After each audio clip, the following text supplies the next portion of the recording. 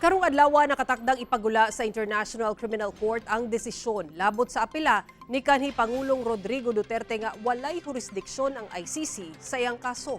Atong sayro ng detalye niini sa live report ni Argil Relator. Argil. Sara, nauna na nga ibarugan sa ICC nga mamahimo gihapon nilang itaral ang kaso bato kay FPRRD. Busa ang kampo ni FPRRD ni apila ngadto sa appeals chamber sa ICC. Samtang pipila ka mga Dabawenyo salig nga makauli sa nasod si kanhi Pangulong Duterte.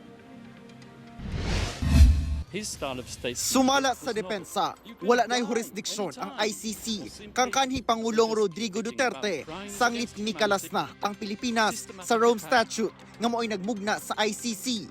Apan tubag sa ICC Pre-Trial Chamber 1, sakop gihapon sa Rome Statute ang Pilipinas sa mga panahong apil pa kini sa ICC. Busa, mamahimo gihapon ni ining itaral ang kaso bato kang FPRRD. Busa, gisaka sa kampo ni FPRRD ang maong desisyon sa appeals chamber sa ICC. Karong adlaw, nakatakdang ipagula sa ICC ang desisyon labot sa jurisdiksyon. 5 ka ICC judges ang maoy mo desisyon. Kung ugaling barugan sa ICC nga doon nagihapoy jurisdiksyon, magparayon ang legal nga proseso, diin sunod ang confirmation of charges. Apan kung ugaling ideklara nga walay jurisdiksyon ang ICC, maundang na ang mga legal nga proseso bato kang FPRRD ug makauli na si FPRRD sa Pilipinas. Ang Dabawenyong si Iboy salig nga walay jurisdiksyon ang ICC sa pagtaral sa kaso ni FPRRD. Dapat wala gyud para makabalik si tatay sa Pilipinas. Kailangan jud makabalik tatay nga kuan.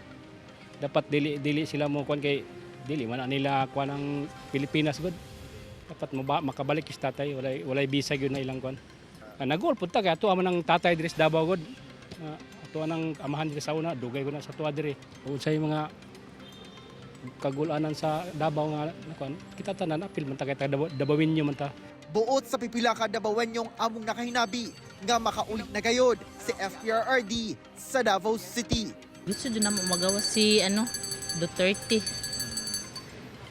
Maluoy ba may atong Duterte maayo ba gito kaayo siya sir ay. Kibali ang kamingawan na mo sir ba ang kanabitong ato ang mga panghitabo karon ba nga murag kanang daghan na kaayong mga mga dedikado nga mga mga tao mga nga bitaw. Kaya sa una sa iyang panahon murag hilom man jud ba. Wala kay mga krimen ba. Gusto jud na pagawas para nay kalambuan atong ba. Bati po kabalaka kay idaran na ba siya na siya sa layo.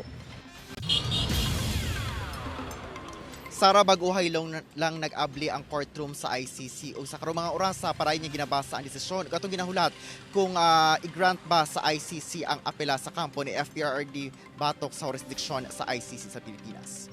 Sara. Okay, daghang salamat Argil Relator.